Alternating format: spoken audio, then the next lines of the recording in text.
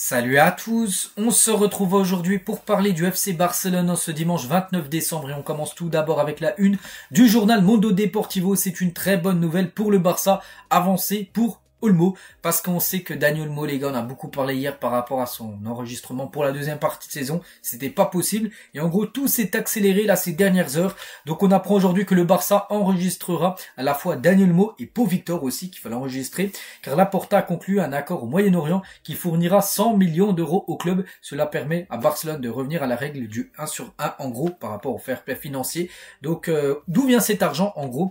Voilà, le Barça du coup lève un nouveau levier économique, hein, donc le Barça va céder les droits d'exploitation des loges VIP du Camp Nou pour 100 millions d'euros en gros.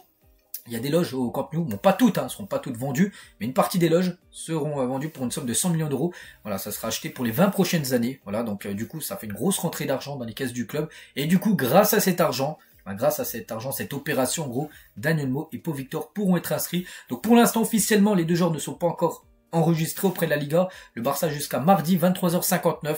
Après on bascule bien sûr sur le 1er janvier, jusqu'au 31 décembre, jusqu'à minuit bien sûr pour enregistrer les deux joueurs. Voilà, il y a le temps, il y a tout aujourd'hui, demain et même après-demain.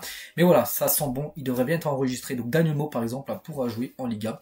Là, la deuxième partie de saison, hein, et Fabrizio Romano, il a dit à Dani Olmo et son camp ont toujours été très respectueux avec le club en ce qui concerne la situation des inscriptions. Voilà, donc une solution a été trouvée. Mais bon, voilà, un nouveau levier économique a été levé hein, pour que cette opération soit réalisable. Ça c'est plutôt quand même une bonne nouvelle hein, que Olmo pourra jouer.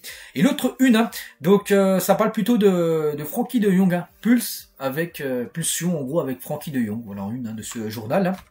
Et on peut voir que le Barça n'est pas satisfait de la situation contractuelle de Frenkie de Jong ni de ses performances sur le terrain. Ils envisagent de le vendre pour une somme modique cet été parce que pour l'instant il a un contrat jusqu'en 2026 et si de Jong ne renouvelle pas son contrat, le club préférait le vendre plutôt que de le laisser partir gratuitement lors du mercato 2026, hein, et espère le vendre pour au moins 20 millions d'euros. Donc c'est pour ça qu'ils préfèrent le vendre même 20 millions d'euros que de le vendre pour rien du tout l'année d'après. Voilà, concernant la situation de Jong, n'oubliez pas que le joueur était acheté comme 85 millions d'euros il y a quelques années et pourrait être vendu 20 millions d'euros. Voilà, l'été 2025, là c'est peut-être les 6 derniers mois de Frenkie de Jong du côté du FC Barcelone. Et son agent, hein, par rapport à des pourparlers du joueur, voilà, du côté de l'Arabie Saoudite, il a dit, hein, c'est totalement absurde. Hein. Cela détourne l'attention de la véritable ambition de Frenkie. Il ne veut qu'une chose, être en forme pour briller plus longtemps dans le club qu'il aime et où il se sent chez lui, donc le Barça. Mais bon, on se dit voilà, qu'au Barça, son aventure hein, normalement va s'arrêter hein, l'été prochain. Concernant, tiens, toujours le mercato, parce que là, le mercato, n'oubliez pas, ouvre ses portes mercredi. Hein, et le Barça pourrait signer un milieu de terrain en prêt en janvier. Voilà, avec les blessures, hein, je sais pas, tiens, de Marc Bernal, on sait qu'il a été blessé, puis on sait qu'il y a souvent des blessures comme cette saison, peut-être un milieu de terrain pourrait débarquer en prêt, voilà, un prêt de 6 mois, c'est totalement jouable.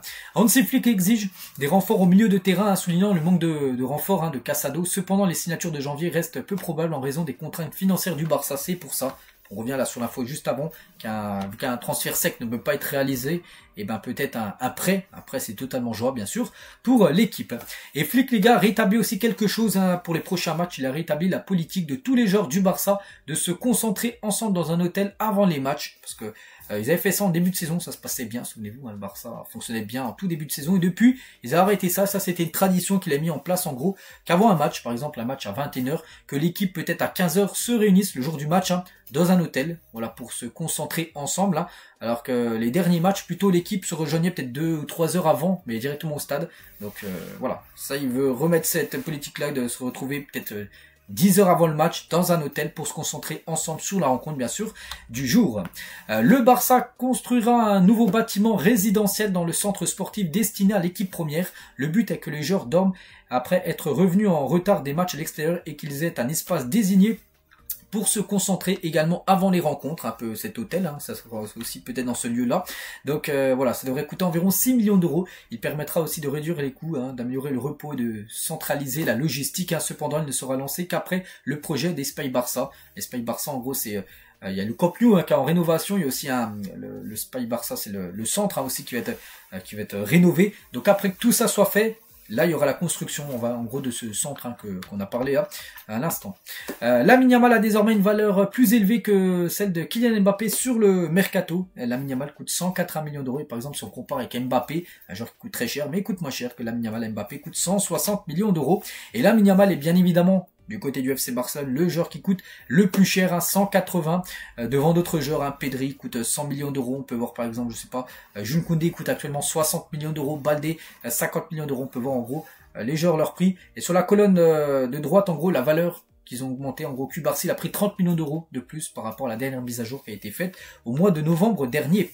Et les joueurs les plus chers, hein, j'ai dit que Lamine Yamal, c'est le joueur le plus cher au FC Barcelone, et c'est le troisième joueur le plus cher au monde, hein, derrière Vini et Erling Haaland qui coûtent les deux, 200 millions d'euros. Toujours avec Lamine, je ne pense qu'à jouer au football. Je suis très reconnaissant envers toutes les légendes qui sont venues et qui ont dit du bien de moi, surtout Neymar, à qui j'ai pu parler, c'est une idole que j'avais quand j'étais enfant, une petite déclaration de sa part, lors des Globe Soccer Awards. Et c'est que Lamine Yamal, les gars, et ben ça c'est quand même une très bonne nouvelle parce qu'il devrait être disponible pour la Super Coupe d'Espagne, parce que là le programme, là il y a déjà le match de Coupe du Roi, prévu début janvier, ce sera le 4 janvier prochain, puis après il y aura la Super Coupe et il devrait être présent Lamine, hein. Donc retour prévu le 8 janvier pour Lamine Yamal. L'Espagnol s'est remis complètement de sa blessure, il est plus du tout blessé, et pour le match de Coupe du Roi, pas de risque pris. Voilà, ce serait une équipe amateur en face, 3e ou 4e division, il va pas prendre le risque de faire démarrer Lamine Yamal, alors qu'après il a la Super Coupe d'Espagne qui est très importante. Donc voilà, il sera forfait pour cette rencontre, mais le match d'après, le 8 janvier, là il pourrait être dispo, hein. Donc il pourrait même commencer titulaire contre Bilbao lors de la demi-finale. Ça c'est une très bonne nouvelle parce qu'on sait qu'il y a un Barça avec Lamine Yamal, et le Barça est beaucoup plus performant quand il est sur la pelouse, le jeune espagnol.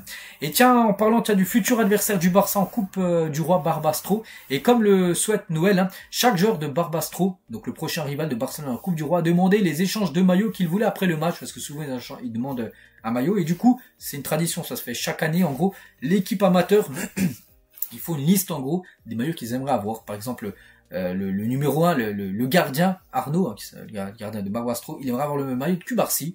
Voir le numéro 2, il aimerait avoir le maillot de Lamine Yamal. Beaucoup de Lamine Yamal, hein. Le numéro 4, Manu, il veut Lamine Yamal. Le 5, il veut celui de Lamine. Le 7, il veut celui de Lamine. Le 11, il veut celui de Lamine. Par exemple, des autres, hein. Le 8, il veut celui de Gavi. Le 6, lui, il aimerait plutôt celui de Frankie de Jong. Ou par exemple, le 23, il aimerait plutôt celui de Rafinha. Voilà, on peut voir les maillots les plus demandés, hein. C'est comme celui de Lamine Yamal, le maillot le plus demandé.